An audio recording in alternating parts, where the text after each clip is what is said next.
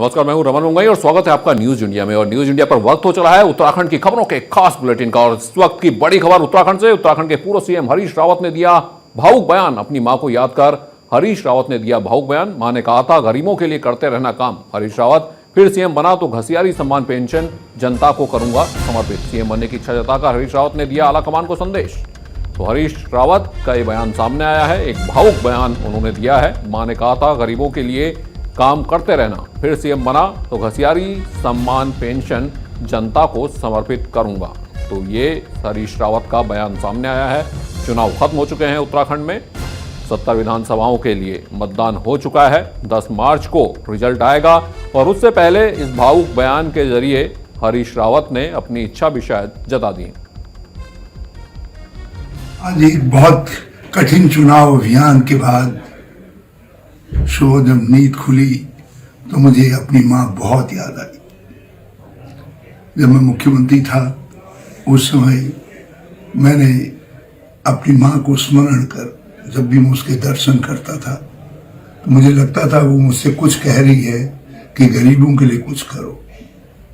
अब मैं नहीं जानता आज आगे नियति ने मेरे लिए क्या रास्ता निर्धारित किया है, मगर मां घास लेकर के आने वाली और लकड़ी लेकर के आने वाली। आज भी मेरी बहुत सारी बहनें हैं। मैं तुझे घसियारी सम्मान पेंशन समर्पित करता हूं। सत्ता में आएंगे, मेरे हाथ में बागडोर रही मां तो घसियारी सम्मान पेंशन मैं प्रारंभ करूंगा, चाहे 500 रुपये से ही प्रारंभ करूं। तो हरीश रावत जिन्होंने एक भावुक बयान दिया, कहा सीएम बना तो गरीबों के लिए काम करूंगा। मां ने कहा था गरीबों के लिए काम करना। और मेरे सहयोगी रोहित जुड़ चुके हैं देहरादून से। रोहित, हरीश रावत ने कहा मुख्यमंत्री बना तो गरीबों की मदद करूंगा, काम करूंगा, मां ने कहा था। तो क्या एक मैसेज भी है? क्योंकि हरीश रावत के साथ पहले भी हो चुका है, जब नारायण दत्त तिवारी उनकी जगह बनाए गए, फिर विजय बहुगुणा बनाए गए, तो हरीश रावत ने शायद पहले ही इस बार साफ साफ कह दिया है कि मुख्यमंत्री मुझे ही बनाना। बिल्कुल कमल, साफ तौर पर अपने बयान से एक तीर से दो निशाने साधने का प्रयास यहाँ पे पूर्व सीएम हरीश रावत ने किया है। अभी हमने मतदान से एक दिन पहले भी पूर्व सीएम हरीश रावत भावुक हो गए थे, जनता से भावुक होकर अपील कर रहे थे कि उनके पक्ष में मतदान किया जाए। हालांकि अगर हरीश रावत के परिप्रेक्ष्य में बात करें रमन, तो एक तरफ जहां नेता प्रतिपक्ष टकराता से चुनाव लड़ते हैं वो उनकी परंपरागत सीट है। श्रीनगर से गणेश गोदियार कांग्रेस के प्रदेश अध्यक्ष चुनाव लड़ते हैं, वो उनकी परंपरागत सीट है। लेकिन हरीश रावत के परिप्रेक्ष्य में अगर बात करें, 2017 का चुनाव वो किच्छा से लड़े थे और दूसरा चुनाव जो है वो हरिद्वार ग्रामीण से लड़े थे। 2 विधानसभा सीटों से वो चुनाव लड़े थे, दोनों ही सीटों पर उन्हें हार का सामना करना पड़ा था। इस बार चूंकि रामनगर से वो चुनाव लड़ना चाहते थे, लेकिन ऐन मौके पर पार्टी ने उन्हें लालकुआं भेज दिया।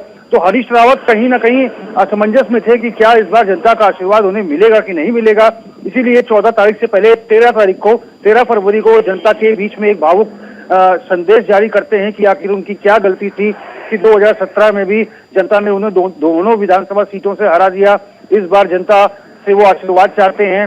वो उत्तराखंडियत की बात करते हैं, वो उत्तराखंड की मिट्टी के हैं, यहाँ के जल जंगल जमीन को अच्छी तरह से जानते हैं, यहाँ की युवाओं की महिलाओं की पीड़ा को अच्छे से जानते हैं। और इसी के परिप्रेक्ष्य में आज जब सुबह हरीश रावत सो के उठे तो उन्होंने अपना ये बयान जो है सोशल मीडिया पर जारी किया। इसमें वो साफ तौर पर कहते नजर आए, एक तरफ तो वो कह रहे थे कि मैं अगर सीएम बना तो महिलाओं के लिए जरूर कुछ करूंगा, घसियारी कल्याण जो पेंशन योजना लागू करूंगा, चाहे 500 रुपए से ये लागू किया जाए। तो अपनी संवेदनाएं जो है महिलाओं के प्रति, भावुकता जो है महिलाओं के प्रति हरीश रावत दिखा रहे हैं। और एक तरफ से इनडायरेक्टली इशारा भी कर रहे हैं कि वो सीएम बनना चाहते हैं। अब चूंकि हरीश रावत की उम्र बहुत ज्यादा हो चुकी है, अब ये माना जा सकता है कि ये उनका अंतिम चुनाव हो सकता है। अब हरीश रावत ईश्वर से प्रार्थना कर रहे हैं, जनता से वो प्रार्थना पहले ही कर चुके हैं। देखते हैं कि 10 मार्च को हरीश रावत के विधानसभा सीट पर क्या कुछ नतीजा निकलता है, क्या जनता का आशीर्वाद उन्हें मिलता है और वो दोबारा सीएम बन के आते हैं। जिस तरह से हरीश रावत का बयान आया मुख्यमंत्री बनने के बाद की उन्होंने बात की, तो कांग्रेस का कॉन्फिडेंस बहुत हाई है। क्या कांग्रेस को लगने लगा है कि इस बार जो मतदान हुआ है उसमें वो सरकार बना रहे हैं? बिल्कुल, देखिए रमन, जब 14 फरवरी को मतदान जो है संपन्न हुआ था तो मतदान संपन्न होने के बाद कांग्रेस के जो प्रदेश मुख्यालय है वहां पर जमकर आतिशबाजी हुई थी। ढोल नगाड़े के साथ जो भारतीय कांग्रेस के जो कार्यकर्ता हैं वो नाचते हुए दिखाई दिए थे। साफ तौर पर कांग्रेस, एक तरफ कांग्रेस कह रही है कि उनके पक्ष में जनता ने भारी संख्या में मतदान किया है, तो दूसरी तरफ भारतीय जनता पार्टी में अगर कल की बात करें तो कल मुख्यमंत्री पुष्कर सिंह धामी जब खटीमा से सीधे देहरादून पहुंचते हैं पार्टी मुख्यालय में, तो वहां पर भी ढोल नगाड़ों के साथ मुख्यमंत्री पुष्कर सिंह धामी बीजेपी कार्यकर्ताओं और बड़े पदाधिकारियों के साथ नाचते हुए दिखाई देते हैं। तो दोनों ही दल जो है जीत का दम भर रहे हैं, लेकिन नतीजा क्या आता है, जनता किसे आशीर्वाद देती है, अब ये ईवीएम में जब काउंटिंग होगी 10 मार्च को, बिल्कुल रोहित, तब अब जाके देखना होगा कि 10 मार्च को कौन से करना कार्यालय में ढोल नगाड़े बजते हैं, कहां सन्नाटा होता है। तमाम खबरों के अपडेट के लिए आपके पास वापस आएंगे, बने रहिए आप हमारे साथ। रुक करते हैं अगली खबर का। उत्तराखंड बीजेपी में मचे घमासान पर हाईकमान ने सख्त रुख अपनाया है। बीजेपी हाईकमान ने पार्टी के प्रदेश महामंत्री संगठन से जानकारी मांगी है। प्रदेश अध्यक्ष मदन कौशिक से भी स्पष्टीकरण मांगा गया है। 3 बीजेपी विधायकों ने पार्टी नेताओं पर भितरघात का आरोप लगाया है। उत्तराखंड बीजेपी में मचे घमासान पर हाईकमान ने सख्त रुख अख्तियार किया है। बीजेपी हाईकमान ने पार्टी के प्रदेश महामंत्री संगठन अजय कुमार से जानकारी मांगी है। प्रदेश अध्यक्ष मदन कौशिक से भी स्पष्टीकरण मांगा गया है। बीजेपी नेताओं और विधायकों के आरोपों पर मदन कौशिक स्पष्टीकरण देंगे। बता दें, बीजेपी के 3 विधायकों ने पार्टी में भितरघात का आरोप लगाया है। लक्सर के बीजेपी विधायक संजय गुप्ता ने सीधे प्रदेश अध्यक्ष मदन कौशिक पर ही भितरघात करने का आरोप लगाया। इसके अलावा काशीपुर के विधायक हरभजन सिंह चीमा और चंपावत के विधायक कैलाश गहतोड़ी ने भी संगठन के कई नेताओं पर गंभीर आरोप लगाए हैं।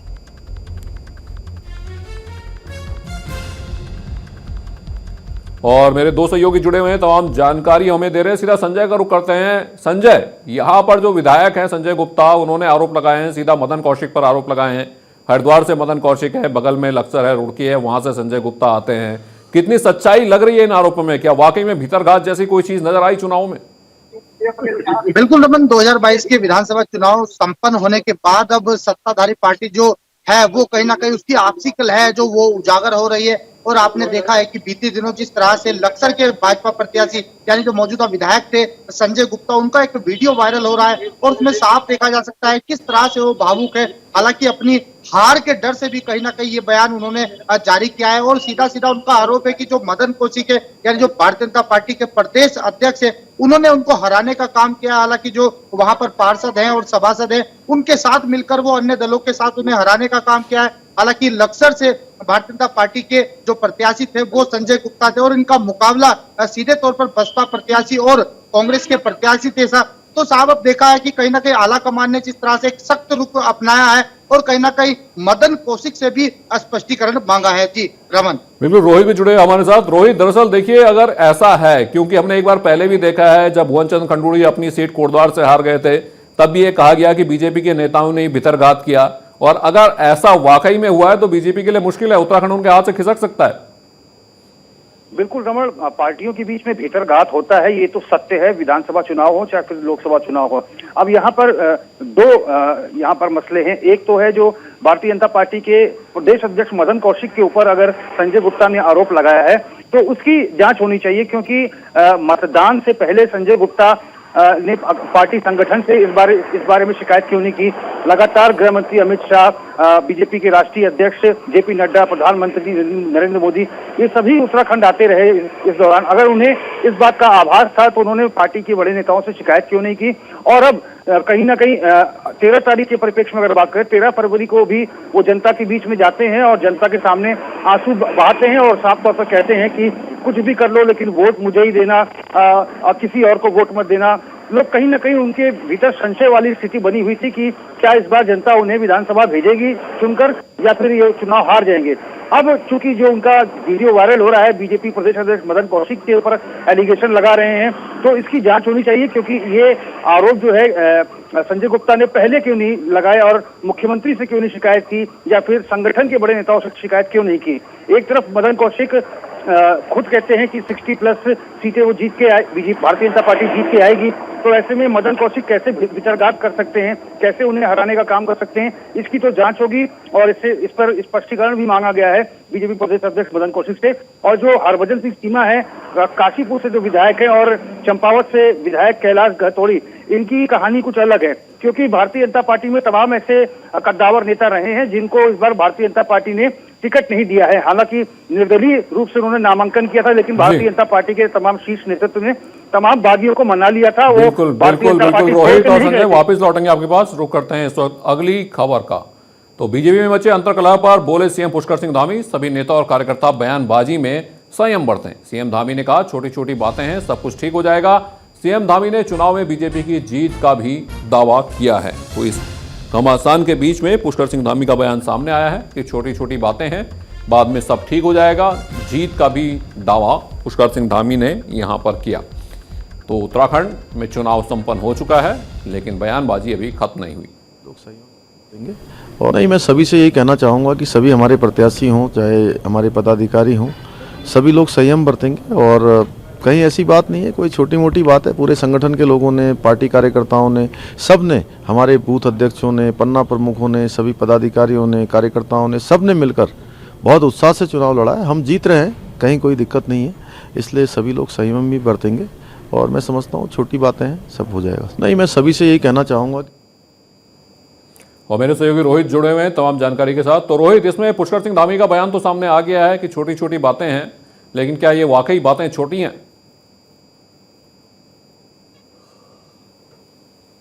पार्टी के प्रदेश अध्यक्ष पर आरोप लगा देना ये बहुत बड़ी बात है।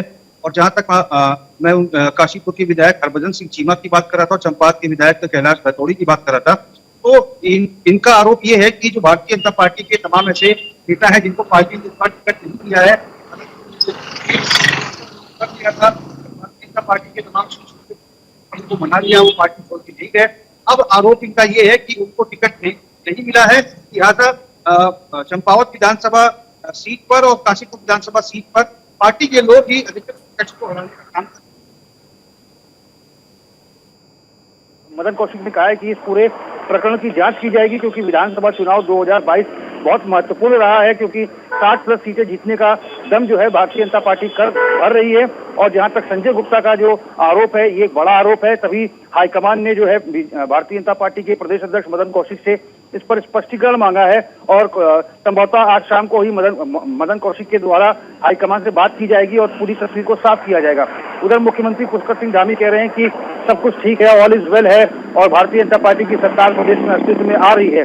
लेकिन कहीं ना कहीं अब कांग्रेस जो है, कांग्रेस का मनोबल बढ़ा हुआ है, क्योंकि ये तमाम जो नेता हैं आरोप लगा रहे हैं। आरोप इस वजह से लगा रहे हैं क्योंकि उनको लग रहा है कि वो विधानसभा चुनाव हार रहे हैं। और ऐसे में कांग्रेस जो है उत्साहित नजर आ रही है। कांग्रेस को लग रहा है कि अब ये इन सारे नेताओं ने सरेंडर कर दिया है, ये अब चुनाव हारने वाले हैं। इसी वजह से भितरघात का आरोप लगा रहे हैं। अब देखते हैं 10 मार्च को क्या कुछ नतीजा निकल के आता है। एंटी इनकम्बेंसी का फैक्टर कांग्रेस के लिए काम करता है या फिर मिथक टूटता है एंटी इनकम्बेंसी का, पुनः भारतीय जनता पार्टी की सरकार बनती है। रमन, बिल्कुल रोहित, बने रहिए। तमाम खबरों के अपडेट के लिए आपके पास आते रहेंगे। रुक करते हैं अगली खबर का। इधर हरिद्वार के बीजेपी जिला अध्यक्ष जयपाल चौहान ने लक्सर के 4 बीजेपी नेताओं को 6 सालों के लिए पार्टी से निष्कासित कर दिया है। इन पर विधानसभा चुनाव के दौरान पार्टी विरोधी गतिविधियों का आरोप लगाया। वहीं अपने निष्कासन पर इन नेताओं का कहना है कि संजय गुप्ता को चुनाव में अपनी हार का अंदेशा है, इसलिए वो हम लोगों पर और प्रदेश अध्यक्ष पर गलत आरोप लगा रहे हैं।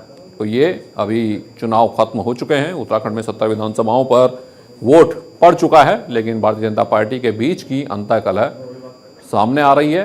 तमाम जो नेता हैं वो पार्टी अध्यक्ष पर ही, प्रदेश अध्यक्ष पर आरोप लगा रहे हैं। मैं तो बस यही कहना चाहूँगा कि जिस कार्यकर्ता संजय गुप्ता जी के लिए वोट मांगने जा रहे थे, मगर जनता का एक भी कार्य नहीं किया, इसकी वजह से आक्रोश इतना था कि हमारी सीट पर भी दांव खेला जा रहा था। और संजय गुप्ता जी ने अपना खुद कबूल किया कि मैंने 4.5 साल कोई भी कार्य नहीं किया, इसलिए वो खुद स्वयं अपना हार का कारण बन रहे हैं, जबकि कार्यकर्ता नहीं। अभी तक हमारे पास कोई नोटिस नहीं आया है। हमने भारतीय जनता पार्टी के लिए काम किया है। भारतीय जनता पार्टी हमारी माँ है, हमारी माँ से कोई हमें अलग नहीं कर सकता। और जो हार का ठिकाना अभी कुछ नहीं है, अभी तो पेटी में बंद है। और वो जो आरोप लगा रहे हैं वो निराधार हैं। अगर वो उन्होंने जो विकास किया है वो अपना किया अपने कारणों से। वो यह आरोप लगाने वाले अनर्गल आरोप लगा रहे हैं। कुछ जो भारतीय जनता पार्टी में विधायक जी के द्वारा जो प्रायोजित कुछ लोग थे, जो शुरू से ही पार्टी विरोधी बात करते हैं। सोशल मीडिया पे भी उनके बारे में बहुत कुछ पढ़ा है, सदैव प्रदेश अध्यक्ष जी के बारे में और पार्टी के बड़े नेताओं के बारे में। स्वयं विधायक जी भी और वो भी टीका टिप्पणी करते रहे हैं। चाहे पुराने मुख्यमंत्री जी का वो झोटा बिरयानी वाला विवाद हो, या प्रदेश अध्यक्ष जी के बारे में भी जैसा उन्होंने कल कहा है, उन्हें गद्दार बताया, तो ये विधायक जी का फ्रस्ट्रेशन है। जनता के बीच वो नहीं रहे, उनका अपने कर्मों की वजह से शायद उन्हें लगता हो कि वो हार। और मेरे सहयोगी संजय पंडित जुड़े हुए हैं हरिद्वार से। संजय का रुख करते हैं। तो संजय, ये नाच न जाना है आंगन टेढ़ा वाली बात है, विधायक जी ने काम नहीं किया और अब आरोप लगा रहे हैं, क्या वाकई में विधायक जी के साथ धोखा हो गया? ये निश्चित तौर पर जिस तरह से संजय गुप्ता की एक वीडियो वायरल हुई है, उसके बाद कहीं ना कहीं राजनीतिक में एक भूचाल सा आ गया है। हालांकि जिस तरह से जिला अध्यक्ष जयपाल सिंह चौहान ने सख्त रवैया अपनाते हुए एक कार्रवाई भी की है, तो अब देखते हैं कि किस तरह से इन बातों को नकारा जा सकता है, क्योंकि कहीं ना कहीं हमने देखा है कि संजय गुप्ता भावुक होकर यह कह रहे थे कि आप हमें ही वोट दे, और कहीं ना कहीं जनता का जो रुझान था चुनाव वाले दिन वो संजय गुप्ता की ओर नहीं था। इसी के चलते उन्होंने जो बयान था वो सीधा सीधा आरोप लगाया है, और भारतीय जनता पार्टी के जो प्रदेश अध्यक्ष मदन कौशिक पर उन्होंने आरोप लगाया, और उनका साफ तौर पर यह भी कहना है संजय गुप्ता का कि सभासद और पार्षदों के साथ मिलकर मुझे हराने का काम किया है। जी रमन। बिल्कुल संजय, आप बने रहिए। उत्तराखंड के कैबिनेट मंत्री और पौड़ी जिले चौबट्टा खाल विधानसभा से बीजेपी प्रत्याशी सतपाल महाराज ने क्षेत्र की जनता और पार्टी कार्यकर्ताओं को धन्यवाद दिया है। उन्होंने कहा कि विधानसभा चुनाव के दौरान उन्हें क्षेत्र की जनता का काफी स्नेह मिला और कार्यकर्ताओं ने पूरा साथ दिया। इसके अलावा चुनावी ड्यूटी में लगे कर्मियों और पुलिस प्रशासन को भी शांतिपूर्ण मतदान कराने के लिए सतपाल महाराज ने आभार जताया।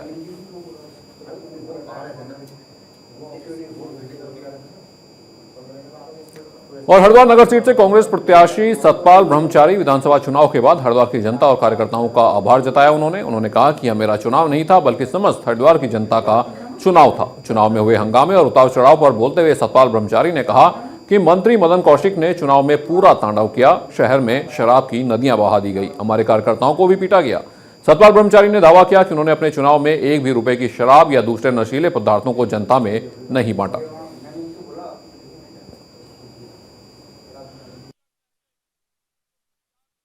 मैं सम्मानित हरिद्वार के मतदाताओं का आभारी हूँ और कांग्रेस के कार्यकर्ताओं का। ये मेरा चुनाव नहीं था, ये हरिद्वार की समस्त जनता का और कांग्रेस के कार्यकर्ताओं का चुनाव था। मैं उनका आभार व्यक्त करता हूँ। तो मेरे सहयोगी संजय जुड़े हुए हैं हरिद्वार से। संजय, चुनाव खत्म हो चुका है, भविष्य ईवीएम में कैद हो चुका है, लेकिन नेताओं के आरोप प्रत्यारोप अभी बंद नहीं हुए। निश्चित तौर पर किस तरह से अब 2022 का विधानसभा चुनाव संपन्न हो गया है, तो ऐसे में कहीं ना कहीं प्रत्याशी है वो अपने समर्थकों के साथ बात कर रहे हैं और जनता का आभार कर रहे हैं। इसी कहीं ना कहीं जो आरोप और प्रत्यारोप का सिलसिला है वो जारी है। आपने देखा है कि हरिद्वार से भाजपा के प्रत्याशी थे वो कैबिनेट मंत्री मदन कौशिक थे, और जिस तरह से उन्होंने चुनाव के दौरान कई मामले ऐसे रहे हैं जिनमें कहीं ना कहीं शराब पकड़ी गई है, तो इसी को देखते हुए जो यहाँ के कांग्रेस प्रत्याशी थे सतपाल ब्रह्मचारी, उनके कई आरोप हैं कि जो भाजपा प्रत्याशी थे उन्होंने कहीं ना कहीं शराब बांटने का काम किया है और मैंने एक भी रुपए की शराब नहीं बांटी है। तो कहीं ना कहीं साफ कहा जा सकता है कि जो आरोप और प्रत्यारोप का सिलसिला है वो थमने का नाम नहीं ले रहा है। जी रमन। बिल्कुल संजय, बने रहिए। तमाम खबरों की अपडेट के लिए आपके पास वापस लौटेंगे। रुक करते हैं अगली खबर का। हरिद्वार जिले की 11 विधानसभा सीटों में करीब 4.25 लाख मतदाताओं ने लोकतंत्र के महापर्व में अपना वोट नहीं डाला। हरिद्वार जिले में कुल 14,20,182 मतदाता हैं। इनमें से 3,79,188 मतदाताओं ने इस बार के विधानसभा चुनाव में वोट नहीं दिए, जिस वजह से 2017 के विधानसभा चुनाव के मुकाबले इस बार हरिद्वार जिले का मत प्रतिशत घटकर 73.80 पर पहुंच गया। 2017 के विधानसभा चुनाव के मत प्रतिशत 75.68% था। हालांकि फिर भी हरिद्वार जिला वोटिंग प्रतिशत में इस बार भी अव्वल रहा।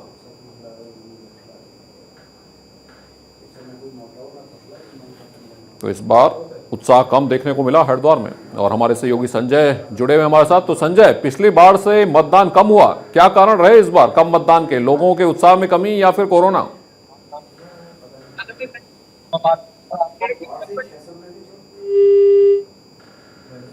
लगता है संजय से हमारा संपर्क नहीं हो पा रहा है। तो हरिद्वार में इस बार जो चुनाव प्रतिशत रहा वो कम रहा। हालांकि फिर भी हरिद्वार में सबसे ज्यादा वोट पड़े। धर्म विशेष की महिलाओं के प्रति अपमानजनक और अमर्यादित टिप्पणी कर भावनाओं को ठेस पहुंचाने के मामले में यति नरसिंहानंद गिरी को जमानत मिल गई है। बता दें कि हरिद्वार के धर्म संसद में दिए भड़काऊ भाषण में उन्हें पहले ही जमानत मिल चुकी है। हरिद्वार की एक लॉ की छात्रा ने 12 जनवरी को गाजियाबाद के डासना स्थित देवी मंदिर के महंत और जूना अखाड़े के महामंडलेश्वर स्वामी यति नरसिंहानंद के खिलाफ मुकदमा दर्ज करवाया था, जिसके बाद उन्हें 15 जनवरी को गिरफ्तार किया गया था। और हरिद्वार की रावली महदूद क्षेत्र में चाइनीज मांझे से एक बाइक सवार युवक जख्मी हो गया। गनीमत यह रही कि समय रहते युवक ने अपनी बाइक को रोक लिया, नहीं तो बड़ा हादसा भी हो सकता था। बता दें कि चाइनीज मांझे पर रोक के बावजूद गली महलों में इसकी बिक्री पर अंकुश नहीं लगाया जा सका है। इसकी बिक्री जारी है, जिसका नतीजा ये होता है कि लोग इसके शिकार होकर अपनी जान तक गंवा देते हैं। फिलहाल जख्मी युवक का इलाज अस्पताल में जारी है। तो आप देख सकते हैं चाइनीज मांझे का कहर। हालांकि ये बैन है, लेकिन फिर भी ये बिक रहा है और लोग इससे घायल हो रहे हैं।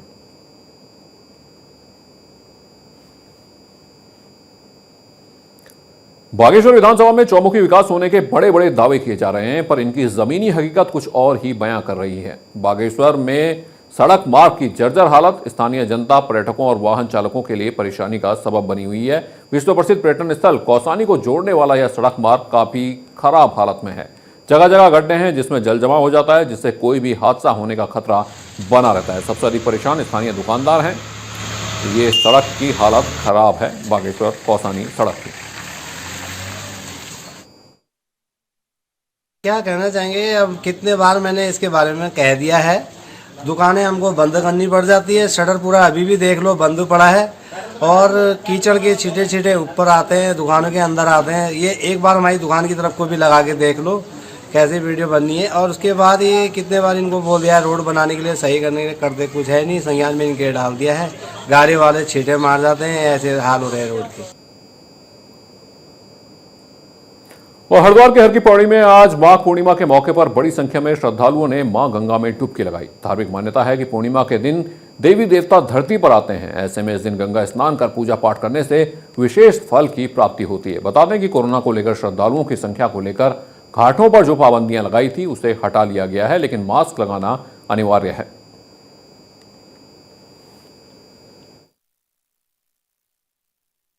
माघ मास शुक्ल पक्ष की पूर्णिमा तिथि हिंदू धर्मावलंबियों के लिए सबसे पवित्र दिन माना जाता है। ऐसा कहा जाता है कि 12 मास में से माघ मास की पूर्णिमा के दिन भगवान श्री हरि, भगवान विष्णु पवित्र गंगा में वास करते हैं। इसलिए हिंदू धर्मावलंबी गंगा जी के विभिन्न तटों पर और विशेष रूप से हरिद्वार हर की पौड़ी ब्रह्म कुंड पर गंगा में स्नान करते हैं, पुण्य अर्जित करते हैं, अपने पितरों के निमित्त तर्पण करते हैं और ब्राह्मणों को दान देते हैं। ऐसा कहा जाता है कि आज के इस पवित्र दिन गंगा में स्नान करना, सूर्य को अर्घ देना एवं ब्राह्मणों को दान देना 1000 से ज्यादा अश्वमेध यज्ञ के पुण्य के फल के बराबर होता है। और उत्तराखंड में मंगलवार को कोरोना से 7 मरीजों की मौत हो गई। उत्तराखंड में पिछले 24 घंटे में कोरोना के 285 नए मामले मिले। कोरोना के 1309 पुराने मरीज स्वस्थ हुए। मरीजों का रिकवरी रेट 90% से ज्यादा है। संक्रमण दर 2% है। उत्तराखंड में कोरोना के एक्टिव मामलों की संख्या 5217 है। तो कोरोना के 1309 पुराने मामले जिनकी रिकवरी हुई है, 90% से ज्यादा रिकवरी रेट है। संक्रमण दर सिर्फ 2% है। उत्तराखंड में कोरोना के एक्टिव मामलों की संख्या 5217 है। तो हमारे सहयोगी रोहित विक्रम सिंह जुड़े हुए हमारे साथ। तो रोहित, यहां पर अच्छी बात यह है कि 90% रिकवरी दर है।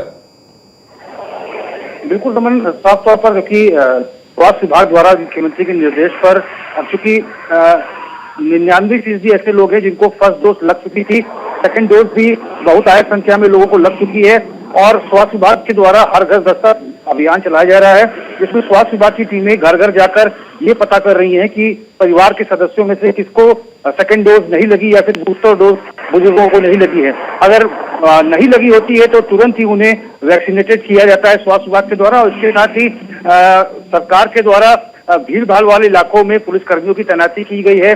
बाहर से आने वाले लोगों के लिए बॉर्डर चेक पोस्टों पर ही कोविड की जांच की जा रही है और साथ ही 72 घंटे पहले की जो Covid negative RTPCR report check की जा रही है। और और जितनी सावधानी बरतेंगे उतनी अच्छी बात है, उतना ज्यादा आप कोरोना से दूर रहेंगे। तो उत्तराखंड के इस खास बुलेटिन में इतना ही।